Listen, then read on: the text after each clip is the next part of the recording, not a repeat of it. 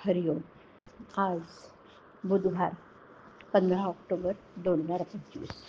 सद्गुरू ब्रह्मचैतन्य गोंदवलेकर महाराज यांच्या प्रवचनाचा आजचा भाग. लीन माणसाला भगवंत लवकर साधेल. ऐकूया. नामस्मरण करायचं ते अभिमान टाकून करीत जावं. परमेश्वराला अनन्य शरण जाऊनच त्याचं नाम घेत जावं.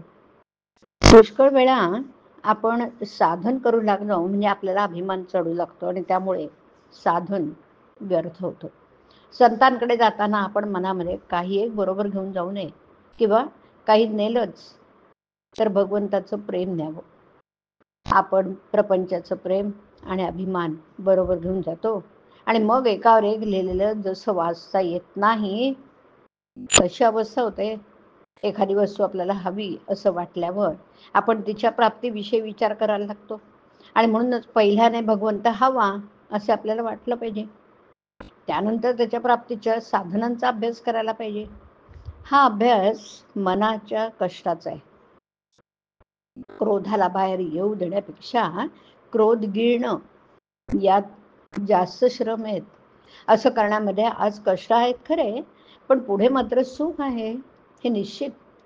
वागण्यात, बोलण्यात, चालण्यात आपण सावधगिरी बाळगावी. नको ते टाळावं. अनन्यतेला पैसा लागत नाही, विद्या लागत नाही. त्याला फक्त आपली अभिमान वृत्ती बाजूला ठेवावी लागते. भगवंताचं होण्यासाठी अंगी लीनता आलीच पाहिजे. लीन माणसाला भगवंत लवकर साधेल. लीनतेमध्ये बाकीचा विसर पडून भगवंत तेवढा शिल्लक राहतो. जो वृत्तींनी लहान आहे त्याला भगवंत लवकर वश होतो. मनुष्य मोठा असून लहानासारखा वागला तर ते फार चांगलं असं. मनाने मात्र आपण बळकट बनलं पाहिजे. आपण स्वतःशी 24 तास उघडा व्यवहार करावा. भगवंताने आपल्याला केव्हाही जरी पाहिलं तरी आपल्याला लाज वाटता कामा नये. आपलं वागणं असं असावं की भगवंताची आस मनामध्ये वाढत जाऊन तिचं पर्यवसान ध्यासामध्ये व्हावं. रात्री जे स्वप्न पडावंसं वाटतं ते दिवसभर करावं. यासाठी आपली वृत्ती नामामध्ये गुंतून ठेवावी.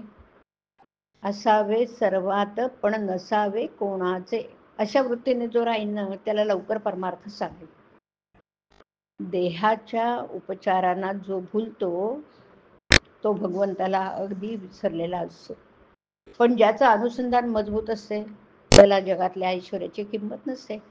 पैशाची वासना आणि लौकिकाची लालसा माणसाला भगवंतापासून दूर नेतात. त्यांच्या तावडीत सापडता कामा नये.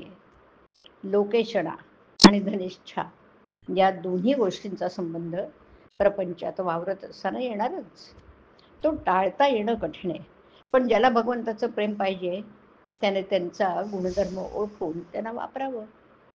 म्हणजे त्यांच्यापासून उत्पन्न होणारे दोष त्याला बांधणार नाही. अभिमान रहित जावे रामाला शरण, त्यानेच राम आपला होईल जाणं. हरिओम. हरिओम तत्सत. हरिओम.